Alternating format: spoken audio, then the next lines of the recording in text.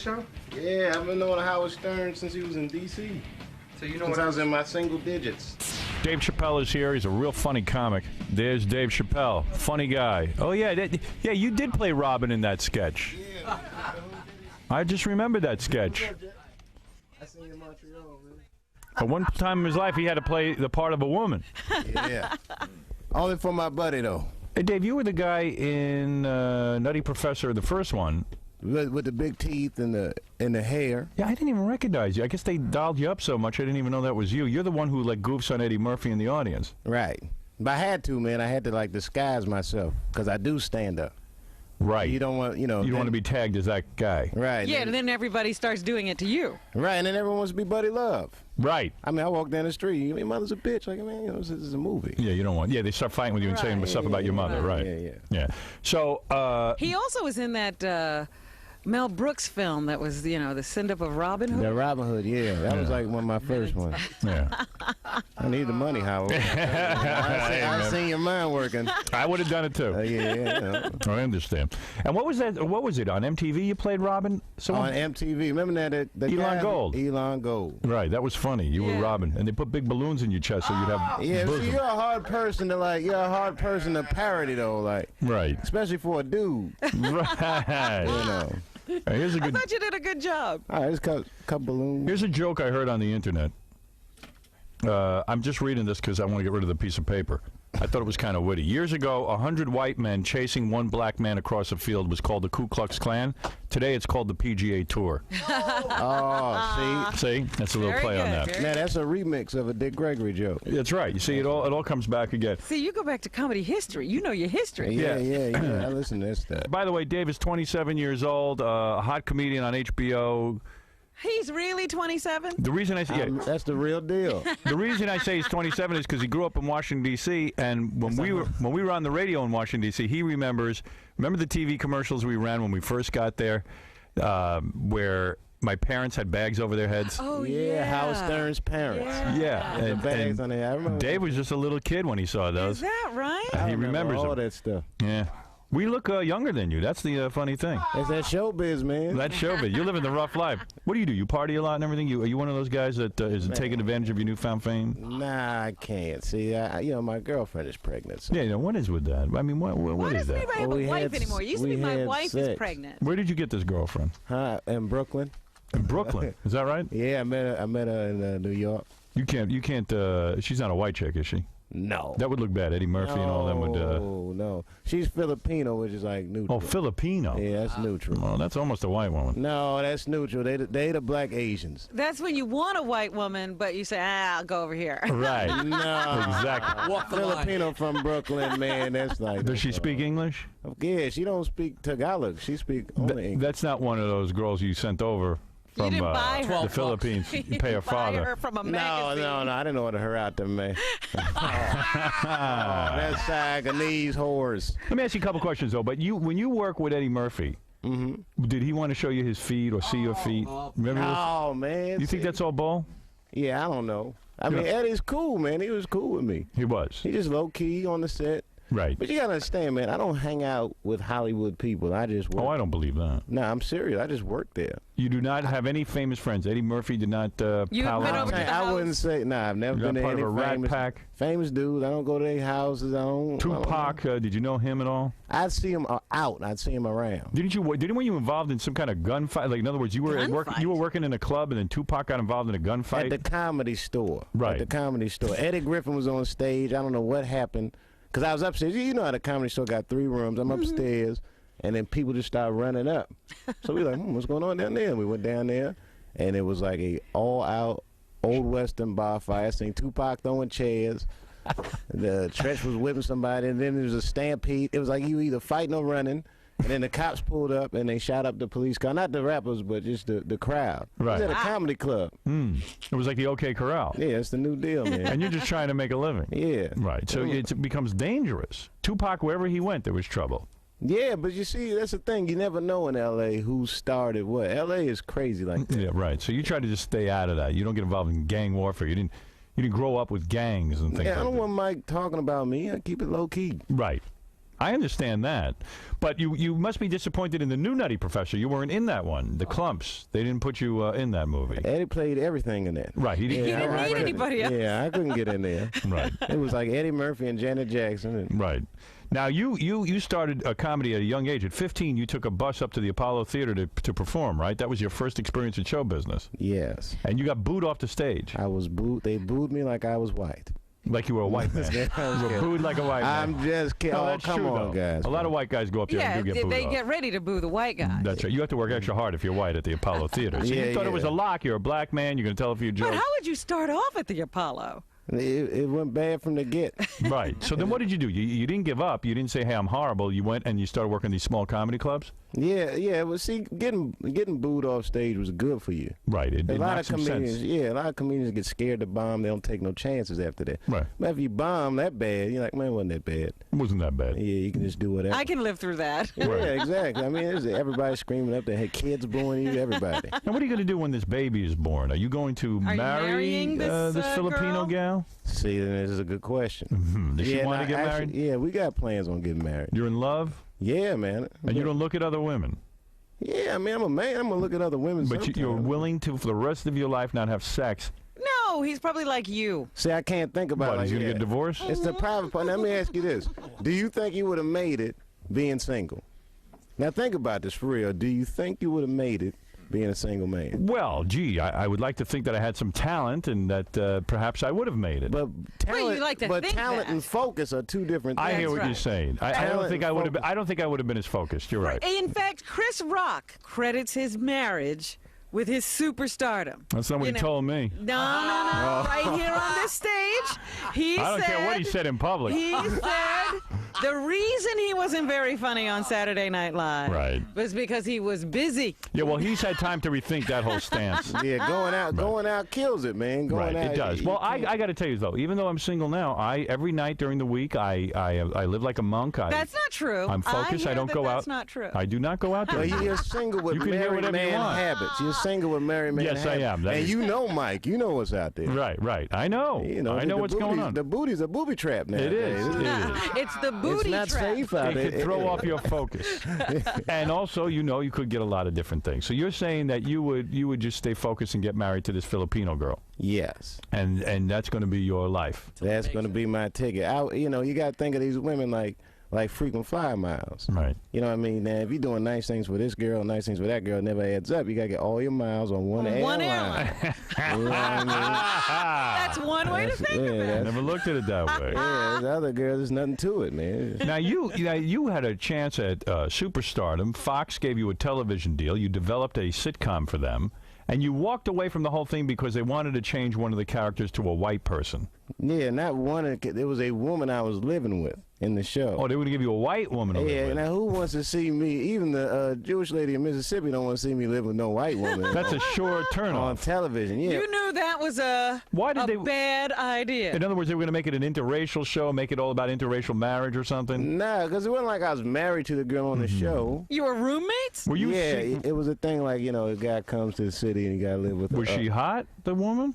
She was cool. Yeah. Who was the Tracy- white woman? The white woman never got a chance. I Who quit. was the black she woman? was never cast. It was Tracy Villar. Was she a know. Playboy Playmate?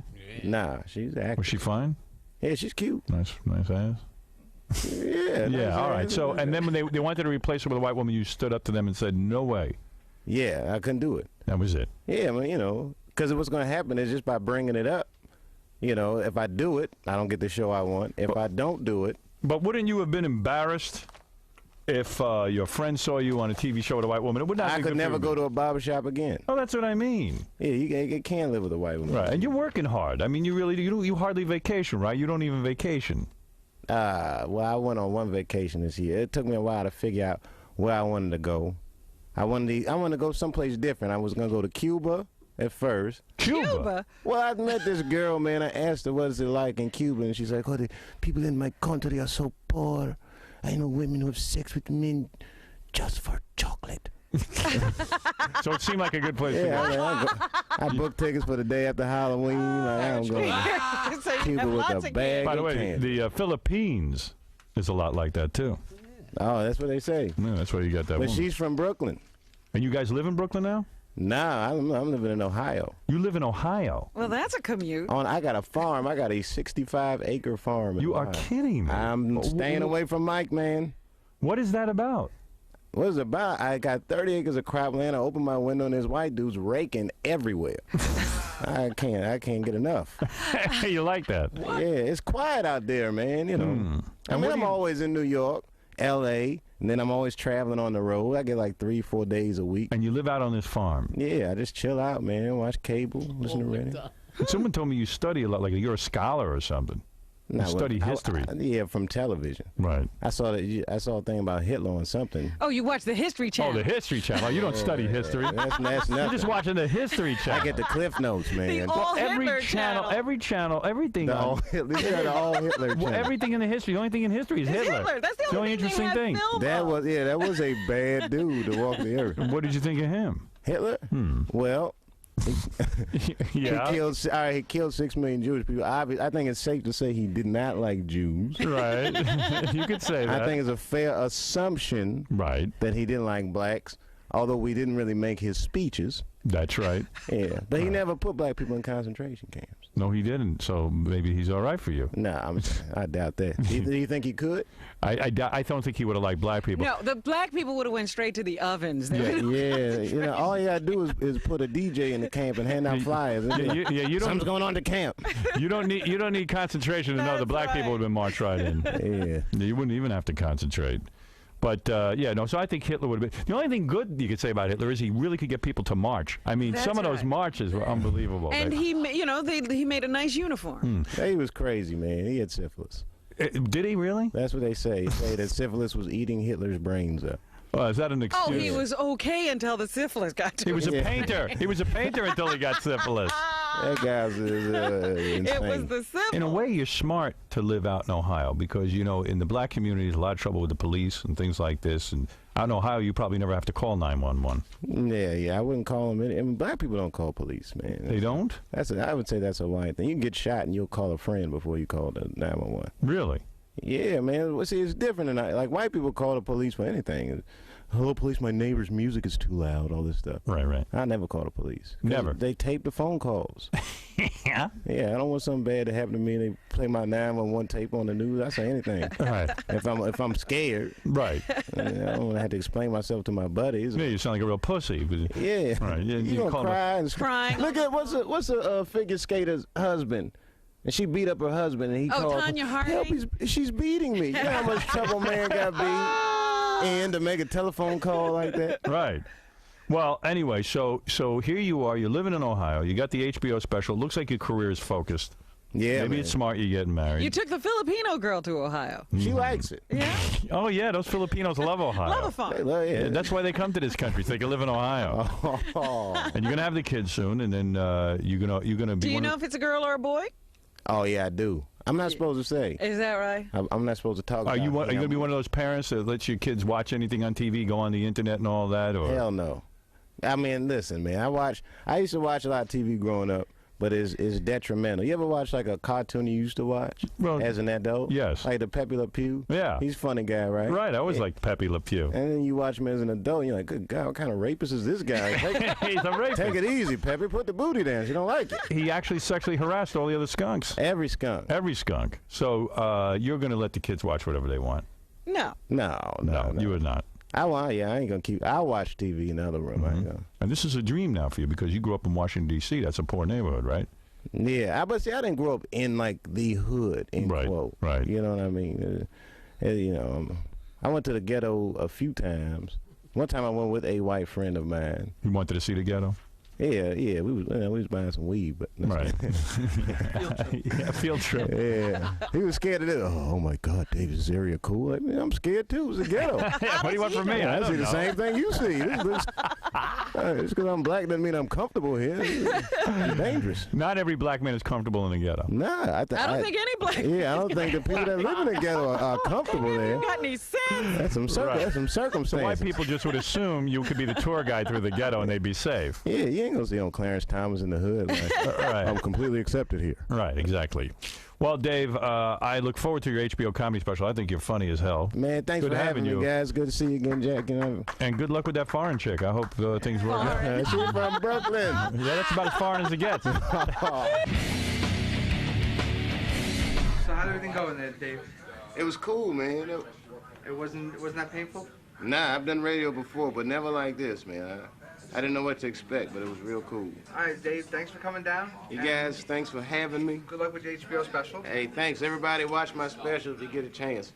All right. Me and my family, What's the thanks. name of your special? It's called Killing Them Softly, which speaks of the cadence of it. You know, if a comic does good, he says, I killed him. So I'm killing them softly.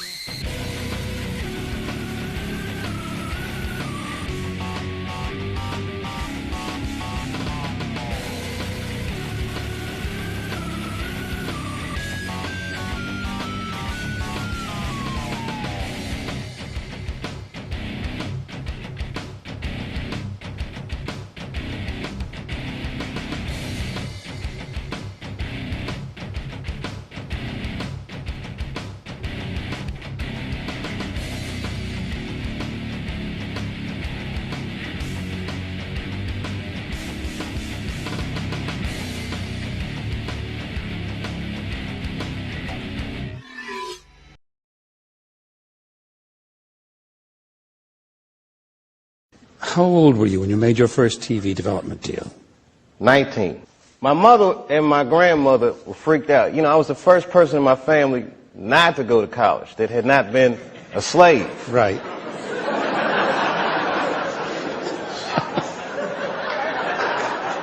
So I was really breaking from tradition, and it was like a graduation lunch we were having, and they had my dad come and talk to me, and my dad takes me outside, and he's like, listen, and this is some advice that applies to all you acting students. He says, to be an actor is a lonely life. Everybody wants to make it, and you might not make it. And I said to my dad, well, that depends on what making it is, Dad. He was a smart-ass kid. Yeah. It depends on what making it is, Dad. He says, what do you mean? I said, well, you're a teacher. I said, if I could make a teacher salary doing comedy, I think that's better than being a teacher. And he started laughing. He said, if you keep that attitude, I think you should go. He said, but name your price in the beginning. If it ever gets more expensive than the price you name, get out of there. Mm-hmm.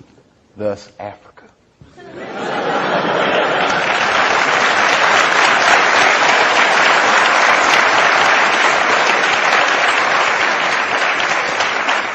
Oh, man. Yeah, you guys are going to learn a lot tonight. What can they learn? You know, like, you guys are students now, so you're idealists, but you don't know about where art and corporate interests meet yet. Just prepare to have your heart broken. Like, in a way, you see him laughing, that evil laugh?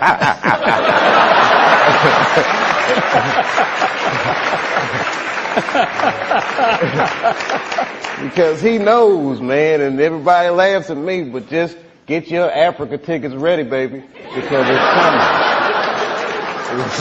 It's coming. You have no idea. When Martin Lawrence was in that chair, we talked about Blue Streak. I love that dude. He played a role in your life, I believe. How do you feel about him as a person, as an artist? Martin Lawrence is the guy that showed everybody you can make it from D.C. to Hollywood.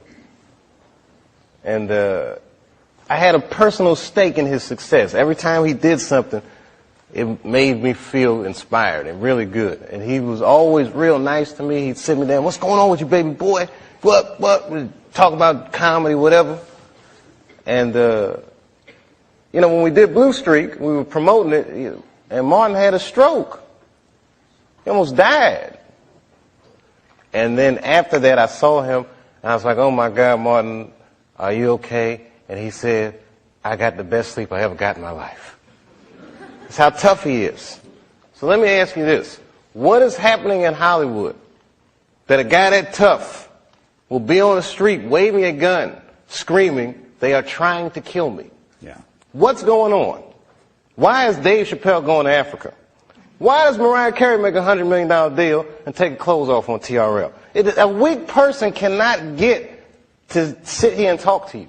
Ain't no weak people talking to you. So what is happening in Hollywood? Nobody knows. The worst thing to call somebody is crazy, is dismissive. I don't understand this person, so they're crazy. That's bullshit. These people are not crazy. They're strong people. Maybe the environment is a little sick.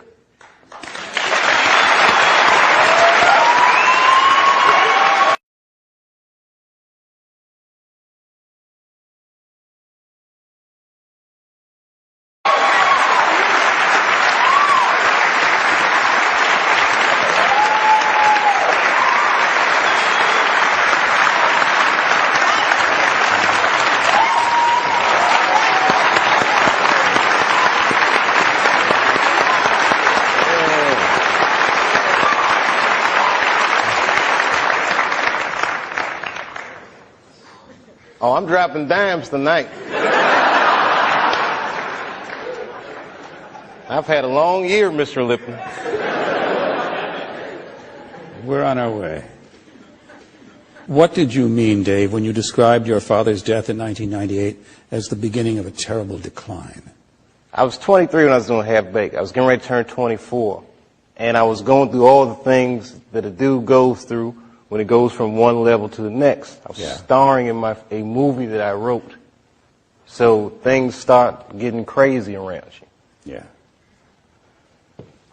And my 24th birthday was coming on August the 24th, and I said, this is going to be a big one. And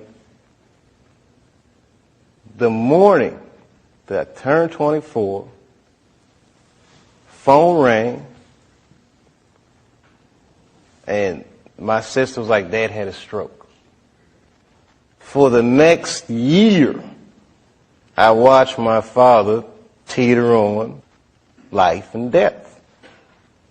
And it was just all this stuff, man. Like Dad was down, the Half Baked didn't come out the way I wanted it to come out. I was real upset about that. Because it was a real cool script, and then I saw it, I was like, hey man, you made a weed movie for kids. And it wasn't for kids, a script, you know. It was all these things, so much pressure. Africa. Then I was in Ohio. I get a call on my cell phone from Hollywood. I'm like, hello, Hollywood. They're like, hello, Dave. They're like, that pilot you did for Fox, looks like they want to pick it up. We need you to come out because they want to meet with you. And I was like, well, listen, I can't really come out right now. Got a real bad situation at home. Can we talk about this on the phone? No, they would rather meet with you in person. But you know, like the whore that they turned us into. I jumped on that plane and left my father's bedside, which I regret to this day. And I went out and I sat with these people in this room. And if you can imagine a large circle of people, and I was 12 o'clock, the black dude. Yeah, Dave, we really liked the show, but the pilot episode was about me getting booed off stage at the Apollo. They go, but what are we going to do about it? I mean, there's not really any white people in it. So, well, it's about the Apollo. It's not really white. Well, we were thinking about the girl on the show. We didn't think she was that funny, not that good looking. I think we should recast her. Maybe, and they start using terms like universal appeal. Basically saying they want me to recast the girl with a white woman. I say, I don't think I can do this, and I quit. On the cover of Variety, Chappelle pulls the race card. The race card. And I get calls from Newsweek, 60 Minutes. Everybody, we want your story. Now I'm scared to death. I'm like Rosa Parks or something. I'm like, I'm not ready for this. I was just venting a little bit. And then, a few months later, Dad dies. And that's hard for a young dude in his life. That's a real tough loss. I was there when he died. And he went from being my father to what are we going to do with the body? Within moments, it was over. And I'm going through all this stuff, and this is the guy I would usually talk to, right? Dad. And I got to figure this out for myself. I don't want to figure this out for myself. I was beat down. I wasn't living right. You know what I mean? Like the weed thing was just bad habit at this point, and You know what I mean? All these, chicken head girls you mess with when it comes with the territory. I'm just being real. Just being real. Just wasn't living right, man. I didn't feel good. And the stand-up stuff was just some angry stuff. It was just like I was kind of bottoming out.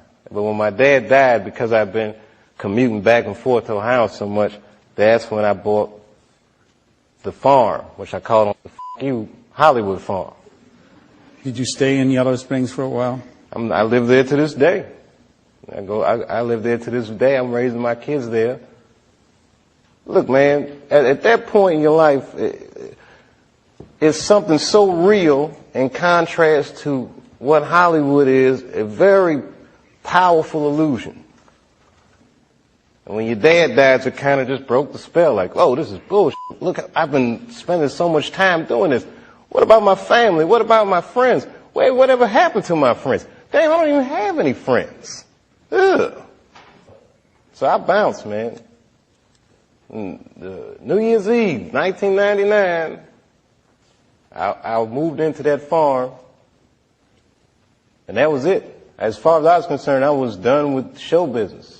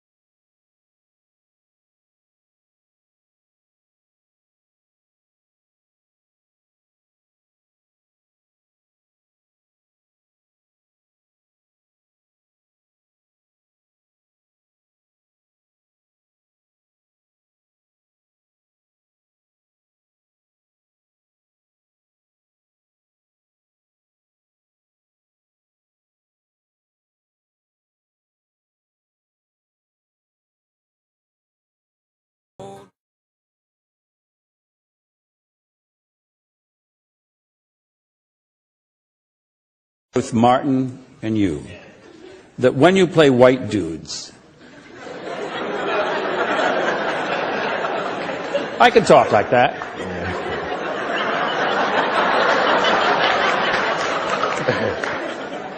Now don't make fun of me. That when you play white dudes, your speech is pitch perfect, which led me to realize that either one of you could, if you wished, speak that way all the time. In other words, is it a matter of choice? Every black American is bilingual. All of them. We speak street vernacular and we speak job interview. There's a certain way I gotta speak to have access. If I'm sitting across the table from a studio exec, sometimes they'll do it to me. Say, my man, what's happening? I'm so, hold up, no. And I gotta throw out them big words. I gotta let them know that my parents are probably smarter than your parents. Yeah. And much better educated. They're much better educated than your parents, but they may not have had the access that your parents have. But this is show business. I can climb that socio-economic ladder just off the merit of my skills. I can talk that shit. It's a God-given gift. So, I speak in street vernacular because when I'm talking to an audience of people, I feel comfortable. It's like an extension. Really, crowds are like my friends. It's the most consistent part of my life since I was 14.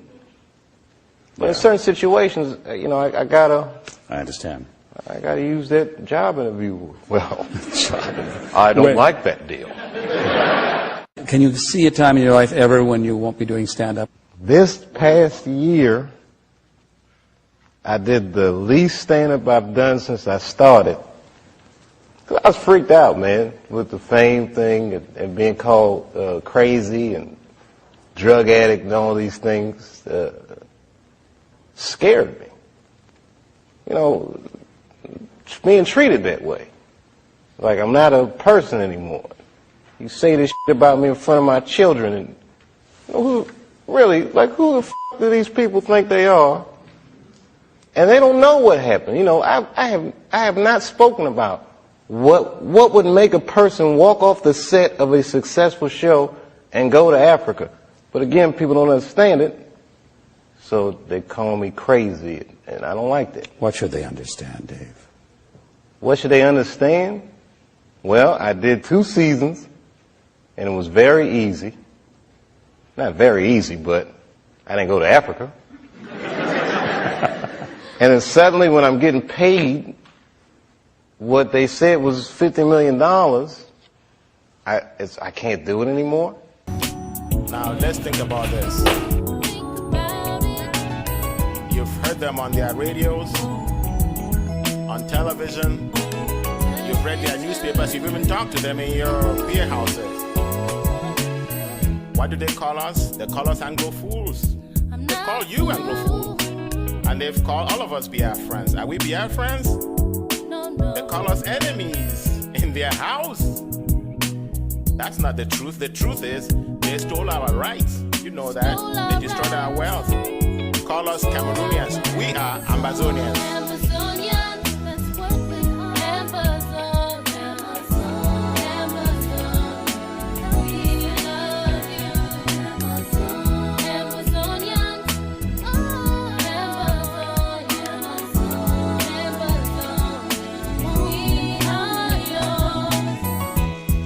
Ambazonia is not a dream, it's a reality.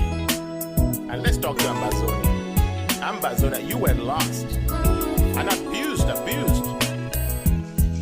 Now you are found. We have found you.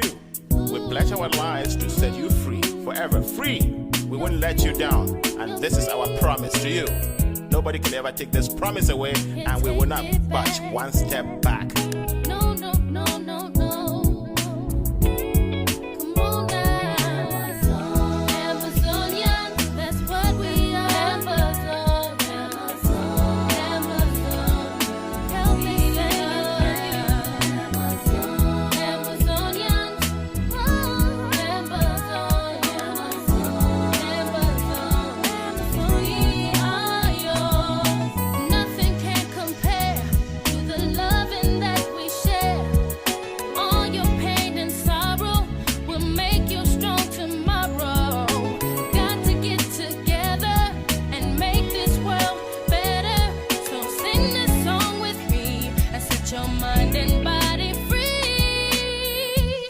This really comes down to you and me. You have to join our pledge and play your part. It's my part and your part to make it. You and me will set it free, because freedom is the word. Don't let them lie to you. There's nothing else but freedom. Freedom is our right, and in that right is our liberty.